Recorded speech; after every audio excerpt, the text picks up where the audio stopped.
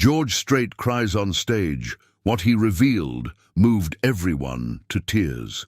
The arena lights dimmed, and 20,000 voices erupted into a deafening roar that shook the American Airlines Center in Dallas to its very foundation.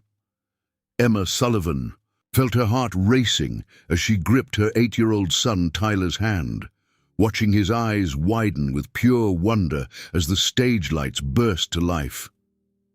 This was it, the moment they had been waiting for, the dream that had kept them both going through the darkest days of the past year. "Mom, he's really here," Tyler whispered, his voice barely audible over the crowd's thunderous applause. His small frame trembled with excitement, and Emma couldn't help but smile despite the knot of worry that had taken permanent residence in her stomach ever since the doctors had given them the latest prognosis. George Strait emerged from the shadows, his iconic black Stetson perfectly positioned, his weathered face breaking into that familiar, humble smile that had graced country music for over 4 decades. At 72, he moved with the same quiet confidence that had earned him the title King of Country Music. The crowd's roar intensified as he approached the microphone, his hand raised in a modest wave. Emma watched her son's face illuminate with joy so pure it made her chest ache. Tyler had been counting down the days to this concert for 3 months, ever since she'd surprised him with the tickets. She'd worked double shifts at the diner and taken on extra cleaning jobs on weekends, saving every penny to afford seats. Close enough for Tyler to see his hero clearly. Section B, row 30, not exactly front row, but close enough to make out every detail of George's performance. Before we continue with this incredible story, I want to take a moment to thank each and every one of you watching. If you're enjoying this emotional journey, please consider subscribing to our channel and hitting that notification bell. We'd love to hear your thoughts in the comments below. Tell us where you're watching from, and if you've ever experienced a moment where music changed everything. Your support means the world to us, and it helps us bring you more stories that touch the heart and inspire the soul. The first notes of Check Yes or No filled the arena, and Tyler began singing along, word for word. Emma marveled at how her little boy, who struggled to remember his multiplication tables, could recall every lyric to every George Strait song ever recorded. Music had been Tyler's escape, his comfort during the long hospital stays and painful procedures. When the nurses would insert yet another IV, Tyler would close his eyes and hum Amarillo by Morning. When the pain became unbearable after his surgeries, Emma would play George's greatest hits on repeat until her son finally drifted off to sleep. "You doing okay, baby?" Emma leaned down to check on Tyler, her maternal instincts never fully at rest. The doctors had warned her about overstimulation, about keeping him calm, about avoiding situations that might spike his heart rate. But how could she deny him this? How could she look into those bright blue eyes that had seen too much pain for someone so young, and tell him he couldn't see his hero perform one last time? Tyler nodded enthusiastically, his attention never leaving the stage. "I'm perfect, Mom. This is the best day ever." The concert progressed beautifully, each song building upon the last, creating a tapestry of memories and emotions. George's voice, rich and smooth as aged whiskey, filled every corner of the arena. He performed the classics, All My Exes Live. In Texas, The Chair, Oceanfront Property, each one met with enthusiastic singing from the crowd. Emma found herself getting lost in the music too, temporarily forgetting the weight of their circumstances. It was during I Cross My Heart that Emma first noticed something was wrong. Tyler's grip on her hand had tightened considerably, and when she glanced down, she saw that his breathing had become labored. His face, which had been flushed with excitement just moments before, was now taking on a pale, almost grayish hue. Tyler, honey, talk to me," Emma said, trying to keep her voice calm despite the panic rising in her throat. She knelt beside him, her hands moving to his face, feeling the clamminess of his skin. "Mom, I can't." Tyler's words came out in short gasps, his small chest heaving with the effort to breathe. His hand moved to his chest, clutching at his shirt, and Emma knew. She knew with the terrible certainty that only a mother who has watched her child suffer can possess, that this was not just fatigue or overexcitement. "Help! Somebody help! Us!" Emma's scream cut through the music, but in a crowd of 20,000, her voice was just another sound in the ocean of noise. The people around them were still swaying to the music, oblivious to the drama unfolding in row 30. Tyler's legs gave out, and Emma caught him as he collapsed, cradling him in her arms. His lips were turning blue now, and his eyes, those beautiful eyes that looked so much like his late father's, were rolling back. "No, no, no, baby, stay with me. Stay with Mom." A woman in the row behind them noticed the commotion first. "Oh my God, is he okay?" she asked, then immediately began shouting for help, adding her voice to Emma's desperate pleas. Within seconds, a small crowd had formed around them. Someone was calling 911. Another person was trying to give them space. Emma held Tyler close, feeling his small body convulsing slightly, his breathing becoming more and more shallow. "Where are the medics? Where's security?" someone shouted. As if summoned by the urgency in the crowd's voice, 2 security guards pushed through the gathering. One of them, a burly man with graying hair and kind eyes, immediately dropped to his knees beside Emma and Tyler.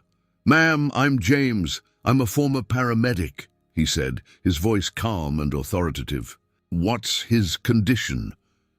He has a congenital heart defect," Emma managed to say through her tears. "He's had 3 surgeries this year. The doctors said, oh God, they said to avoid stress, but he wanted to come so badly, and I thought, it's okay, ma'am." "You did nothing wrong," James said, as he quickly assessed Tyler's condition. His experienced hands checked the boy's pulse, his breathing, his responsiveness. What he found clearly alarmed him, though he kept his expression neutral. "Mike," he called to his partner, "we need the emergency medical team here now, and clear a path for them." Mike, the younger security guard, hesitated for just a moment, looking between the medical emergency and the stage where George STRAIT was still performing, unaware of the drama unfolding in the audience. Then, making a decision that would change the course of the evening, Mike turned and sprinted not toward the medical station, but toward the backstage area. Emma barely noticed his departure. Her entire world had shrunk to the small circle where she held her son, where James was now, performing chest compressions with practiced efficiency. "Come on, Tyler," she whispered, her tears falling onto his pale face. "Come on, baby, don't leave me. You're all I have. You're everything." The crowd around them had grown larger now, forming a protective circle, keeping curious onlookers at bay while also trying to flag down additional help. Someone had produced a jacket to put under Tyler's head. Another person was fanning him with a program. The humanity in that moment, strangers coming together to help a child in crisis, was both beautiful and heartbreaking.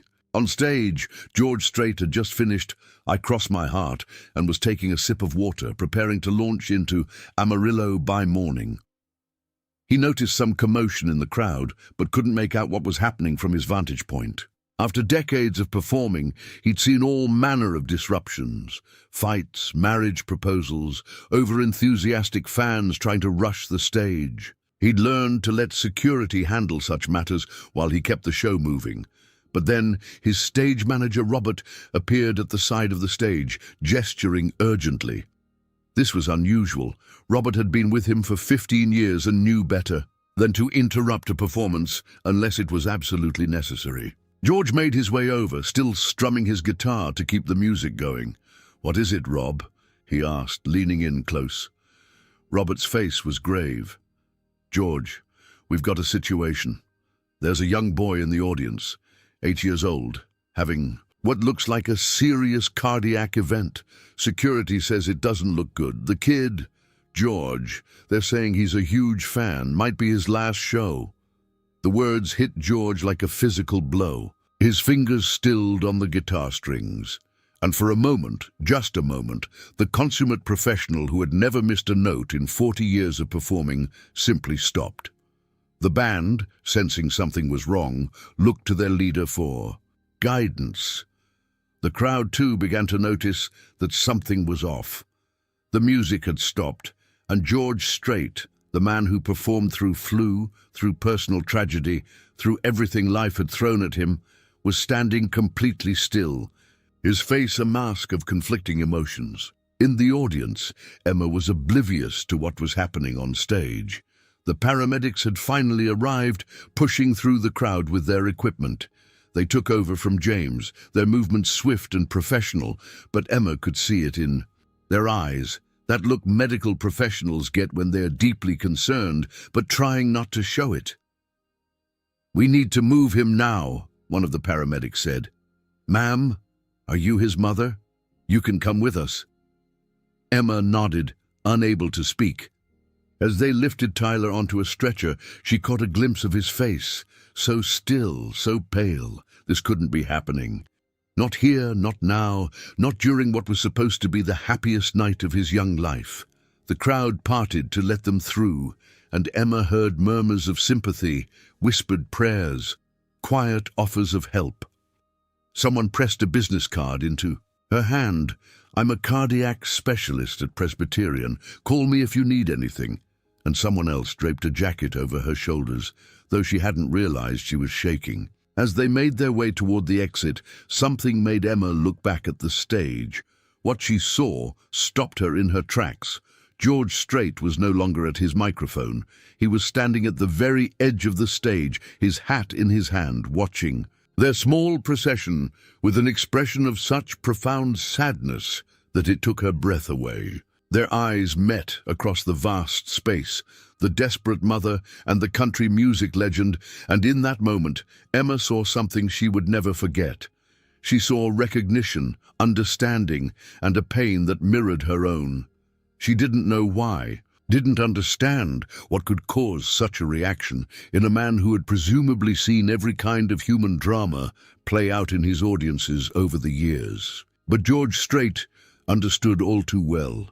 As he watched the paramedics carry the small boy away, his mind flew back to another night, another emergency, another child whose life hung in the balance. His Jennifer, his baby girl, 13 years old when a car accident stole her away, leaving a hole in his heart that had never fully healed. He turned back to his band, to Robert, to the 20,000 fans waiting for him to continue. But for the first time in his legendary career, George STRAIT found himself unable to simply carry on with the show. The boy's pale face, the mother's desperate eyes, the echo of his own loss, it was all too much. "Ladies and gentlemen," he said, his voice carrying across the arena despite the absence of music, "I need to ask for your patience and your prayers tonight." The arena fell into an unprecedented silence. 20,000 people, who moments before had been singing and swaying, now stood frozen, watching their hero struggle with emotions they'd never seen him display publicly. George STRAIT's hands trembled slightly as he gripped the microphone, and when he spoke again, his voice carried a rawness that cut through the air like a blade. "There's a young boy being taken to the hospital right now," George continued, his eyes still fixed on the exit where Emma and Tyler had disappeared. "An 8-year-old fan who came here tonight despite facing serious health challenges, and I've just been informed that he's fighting for his life." A collective gasp rippled through the crowd. Parents instinctively pulled their own children closer, and the atmosphere shifted from one of celebration to one of shared concern. This wasn't part of the show. This was real, raw, and happening right before their eyes. Backstage, Mike, the security guard who had made the split-second decision to inform the stage manager, watched nervously. He'd broken protocol, potentially, risked his job, but something about seeing that mother's desperation had compelled him to act. Now, watching George Strait, the consummate professional, struggle to maintain his composure, Mike wondered if he'd done the right thing. "I know, this isn't what any of us expected tonight," George said, placing his hat back on his head with slightly unsteady hands. "But sometimes life reminds us that there are things more important than staying on schedule, more important than hitting every note perfectly or following the set list." The band members exchanged glances, uncertain of what their leader was. Planning. In all their years of touring together, they'd never seen him like this. George was known for his steady demeanor, his ability to separate his personal life from his performances. But something about this situation had clearly struck a deep chord. "I'd like to share something with y'all," George said, moving to the center of the stage. The spotlight followed him, casting long shadows that seemed to emphasize the weight of the moment. "Something I don't talk about often, though some of you may know the story." He paused, collecting himself, and when he spoke again, his voice was thick with emotion. 37 years ago, I lost my daughter Jennifer in a car accident. She was just 13 years old, loved horses, loved music, loved life, with a passion that lit up every room she entered. Losing her, well, it nearly broke me, nearly made me walk away from all of this. The arena remained silent, save for the occasional sniffle from audience members who were being touched by this unexpected vulnerability from their hero. Many had heard about the tragedy, but hearing George speak about it so openly was unprecedented. "The only thing that got me through those dark days was music and the love of folks like y'all," he continued. "But I'll tell you what haunts me to this day. It's the things I didn't say, the moments I missed because I was too busy, too focused on the next show, the next album. Tonight, that little boy and his mama reminded me that every moment we have is precious." Robert, the stage manager, appeared at the edge of the stage again, his phone pressed to his ear. He gestured to George, who walked over, still visible to the audience. "George," Robert said quietly, "I've got an update. The paramedics have the boy stabilized for now, but they're rushing him to Presbyterian. It's touch and go." George nodded, processing this information. Then, to everyone's amazement, he began unbuckling his guitar strap. "What are you doing?"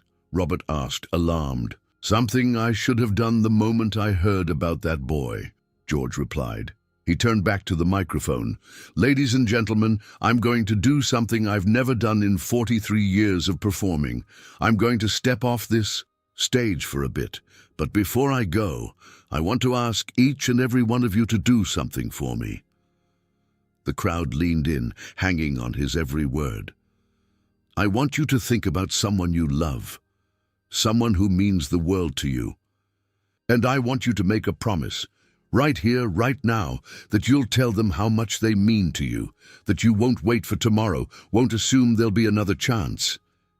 Because sometimes," his voice cracked, "sometimes there isn't."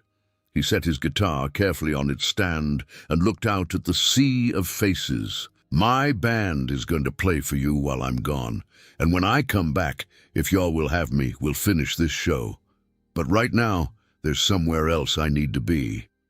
With that, George Strait did something that would become legendary. In country music history, he walked off the stage in the middle of a sold-out concert, leaving 20,000 stunned fans and an equally shocked band behind. The journey from the American Airlines Center to Presbyterian Hospital normally took 15 minutes. George made it in 10, his longtime driver Carl navigating the Dallas streets with practiced efficiency while George sat in the back, lost in memories and prayers. "You sure about this, boss?" Carl asked, glancing in the rearview mirror at the man he'd driven for 2 decades. Never been more sure of anything, Carl, George replied. I've sung to millions, won every award there is to win, but if I can't take a moment to be there for one sick child and his mama, then what's it all worth? At the hospital, Emma sat in the harsh fluorescent light of the waiting room. Her world reduced to the rhythmic beeping of machines and the antiseptic smell that had become all too familiar over the past year. Tyler had been rushed into emergency surgery, and all she could do was wait and pray. She'd called her sister in Austin, who was driving up as fast as she could. She'd called Tyler's doctors, who were consulting with the emergency team. But mostly, she just sat there, replaying every decision that had led to this moment. Should she have said no to the concert? Had she been selfish, wanting to give Tyler this experience despite the risks? Miss Sullivan, Emma looked up to see a doctor approaching, still in surgical scrubs. Her heart stopped. This was it, the moment that would define the rest of her life. Tyler is stable for now, the doctor said, and Emma released a breath she didn't know she'd been holding. We've managed to address the immediate crisis, but he's not out of the woods yet. The next 24 hours will be critical. Can I see him? Soon. He's being moved to the pediatric ICU. Miss Sullivan, I need to be honest with you. Tyler's condition has deteriorated significantly since his last surgery. His heart is working harder than it should have to, and this episode tonight, it's taken a toll. Emma nodded, unable to speak. She knew what he wasn't saying, that they were running out of options, running out of time. There's something else, the doctor continued, looking puzzled. We've had some unusual calls about Tyler's case. Several cardiac specialists from around the country have reached out, offering to consult. And there's someone here who's been quite insistent about seeing you. Security wasn't going to let him up, but given who he is. Before Emma could ask what he meant, she heard footsteps in the corridor. Slow, measured steps, accompanied by the soft jingle of spurs. She looked up, and her breath caught in her throat. George STRAIT stood in the doorway of the waiting room, his iconic black hat in his hands, his face etched with concern. He looked smaller somehow, more human without the stage lights and the distance between performer and audience. Miss Sullivan? He asked gently. I'm George. I hope you don't mind, but I had to come. Emma stared at him, unable to process what she was seeing. You left your concert? Yes, ma'am, I did. He moved closer, his movements careful, respectful of her space. First time I've ever done that. But when I heard about your boy, about what happened, I couldn't just keep singing. I hope you can understand. Tears flowed freely down Emma's face. Tyler, he loves you so much. Your music got him through. Every surgery, every treatment, when the pain was too much, when he wanted to give up, I'd play your songs and he'd find the strength to keep fighting. George's own eyes glistened. What's his favorite song? Amarillo by Morning, Emma replied, without hesitation. He says it makes him think of cowboys riding into the sunrise, of new beginnings and hope. He must have listened to it 1,000 times. George nodded slowly, processing this information. Miss Sullivan, Emma, if I may, would it be possible for me to see Tyler when he's able? I'd like to. Well, I'd like to sing for him if you think it might help. Emma's composure finally broke completely. This man, this legend, had walked away from thousands of fans to be here for her son. He would. Oh God, he would love that. But your concert, all those people, they'll understand, George said firmly. And if they don't, well, that's on me to make right. But this, being here, this is where I need to be right now. They sat together in that sterile waiting room, the country music superstar and the single mother, bound together by a child's crisis and the universal language of parental love and loss. George shared stories about Jennifer, about the pain of loss and the long journey toward healing. Emma talked about Tyler's father, killed in Afghanistan when Tyler was just 2, and how music had become their lifeline. "He's strong, your boy," George said. "To fight this hard, to keep that spirit despite everything he's been through, that comes from somewhere. That comes from you." An hour passed, then 2. Outside, social media exploded with videos and updates from the concert.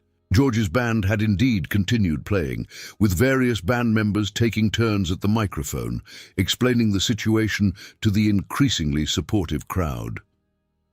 The prayers for Tyler began trending within minutes, and fans at the arena organized an impromptu vigil, 20,000 phone lights held high in solidarity. Finally, a nurse appeared. "Miss Sullivan, Tyler is awake and asking for you. You can see him now, but please keep it brief. He needs rest." Emma stood on shaking legs, then turned to George. Would you come with me? I know it's a lot to ask, but if he sees you there when he wakes up properly." George was already on his feet. "It would be my honor." The pediatric ICU was a world of controlled chaos. Machines beeping, nurses moving efficiently between beds, and somehow, through it all, an atmosphere of hope. Tyler's bed was in a corner room, surrounded by more equipment than seemed possible for such a small body. But he was awake, pale, weak but awake, his blue eyes searching until they found his mother. "Mom!" His voice was barely a whisper.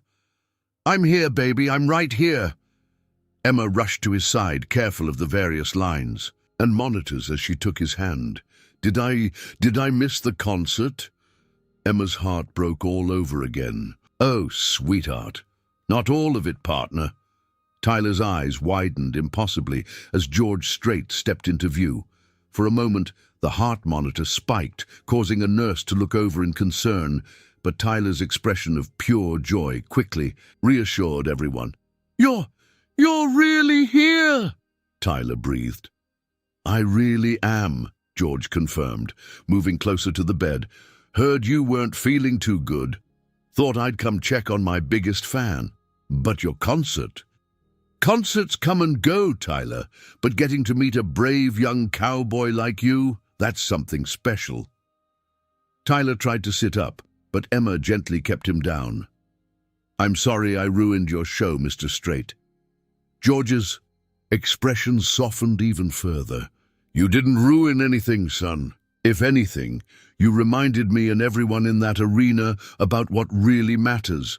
Now, I heard through the grapevine that you're partial to Amarillo by morning. Think you might like to hear a little of it?" Tyler nodded eagerly, and George pulled up a chair beside the bed. Without a guitar, without a microphone, without any of the trappings of superstardom, George STRAIT began to sing.